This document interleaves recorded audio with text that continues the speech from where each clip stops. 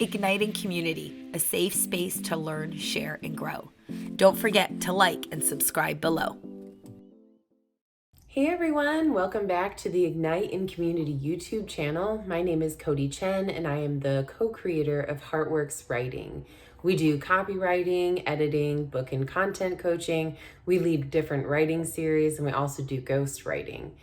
Today, I want to talk about writing for healing within yourself. We have some amazing healers here already in this group, and I really urge you to check out their videos. But today we're going to talk about writing specifically. So just a little background on myself. I worked in the mental health care field for a little over 7 years, and I actually developed a specialized mental health writing company for residential treatment centers and therapy office who needed help with their documentation. And I recently, with my business partner and wife, we recently sold that business, which is pretty amazing to have that accomplishment. So although I'm not a therapist, I'm not licensed, these are some things that we recommended during our Write to Heal writing series that took place at the end of 2021. It was a 12-week course, and we're going to be offering it again this year, so stay tuned for a little more information on that. But I wanted to just give you a tip of some different things that you can do when you are hurting, or when you have a story that feels like it really needs to come out. Whether you share it with anyone or not, it's important that you have this outlet. And so here are some things to consider. I would do some journaling prompts. A lot of times, obviously, since we're talking about writing, when in terms of healing, doing different writing prompts can be really helpful to get you to dive in a little deeper into your feelings and what you're thinking. So here are some questions that we asked during the Write to Heal series. Of course, it was a longer course, sewed over several weeks and months. But these were some of the starting things that we asked our clients to see how they were feeling, gauging where they were at in their healing process. So one of the first things we ask is, what are some emotions that I'm feeling right now? And where are they in my body?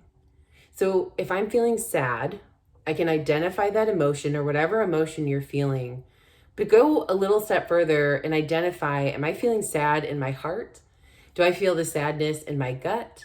Do I feel it all like jumbled crazy in my mind? And identifying that and taking the time to sit with that. Another question is, what story in my life continues to play over and over and over again? So if you have this amazing adventure, this life-altering journey that you took of whether it's healing or setting boundaries or going on a travel trip that changed your life, and you constantly are talking about this story or replaying this story in your mind, why don't you take some time to write it all out? This can take form in dictation, where you can just talk it all out and it can dictate for you. You can do that in any free services, like Google Docs does it. So you can do that and get it all out. That way, it's not this energy that's been trapped up inside your body. You actually have an outlet and a release for it. Also, I would say, what trauma responses did you develop during your times of hardship? So we've all at some point developed not the healthiest of habits, and that is okay. But it's really important to acknowledge that there are times where we have messed up in our own lives, and what patterns did we continue to replay those same mistakes, and how did they take form in our life? This is a form of accepting responsibility and also just noticing the different things of how you've contributed to where your life is at right now as well. Not only are we diving into the harder things, but we want to really give ourselves credit because we have come so far. No matter what you did in your life, I know that you have a really incredible story of resilience. And so don't forget to ask yourself those questions as well. How did I develop resilience during this time in my life? Really sit and think about, how you overcame a lot of what you went through. Not only the poor coping skills that you developed, but where did you, really find that you hit home and people can rely on you to get some things done because you've had to do that in your life. Also think about what positive coping skills came out of that, not just the negative, not maybe a drinking problem, not maybe, becoming defensive as soon as anyone gives you any feedback. Not just those, but what about, I learned to get 3 deep breaths in order to calm myself before I responded to someone. I learned to set boundaries with my own work and my own phone. And I learned how to not engage when I'm not feeling emotionally ready at that capacity. So look at both sides of your growth process. And that is some things that you can start. It's really amazing when you have a whole group of people going through this journey with you. That's really a huge key. And so I would urge you to keep your ear out for our next Right to Heal series that I'll be announcing. Beyond that, what we also did during this series, and something that you can do outside of journal prompts, although this is a bit of one because it's writing, I would say pick an energy that you're struggling with. So if you are struggling with love in your life, love in your relationships, any of that, if you're struggling, take time to write a letter to the energy of love, or the energy of money, the energy of power, the energy of resilience. If you're struggling with these things, name it, identify it, and then go a little bit further. Write a letter to that energy explaining exactly how you're feeling. I'm feeling frustrated. Where are you? Why haven't you been here? Etc., etc. Release that. And then, this is a very important step. Sit quietly with yourself and then tap into that energy of love or money or abundance, whatever you were writing to, and listen to hear what it has to say to you. This might sound unfamiliar, but it's really getting in tune with what comes to your mind. I would say if money is telling you like you are undeserving and you are a horrible person, you need a little bit more time to clear your thoughts.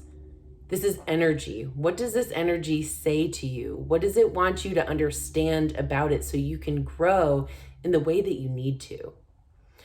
Another tip that I have is don't go down that hole of despair of writing out these journal prompts or doing this work and then just stay stuck in this horrible dark hole.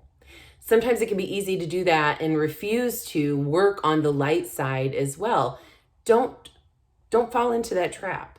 It is unnecessary and it's not actually growth for your healing.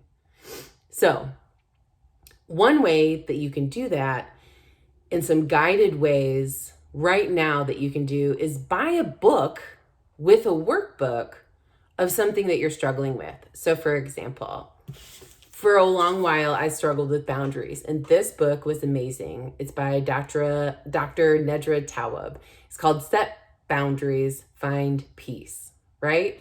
Amazing book, but it also comes with a companion workbook. And so I can read all these amazing things, but here's how I can also put them into place.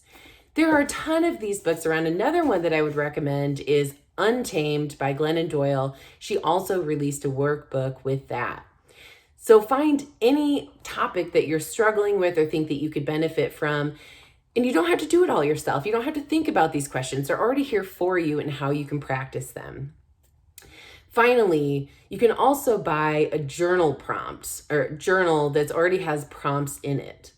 And that way you already have a structure of what you're working through, and buy one that feels relevant to yourself. If you're not having an issue with love in your life, don't buy a journal all about the love and how to get more of it in your life unless that's what you're looking for. If you're looking for ways to get over depression, find something that's geared towards that. Make sense? Awesome. Thank you so much for tuning in. These are just different ways for you to engage in Right to Heal.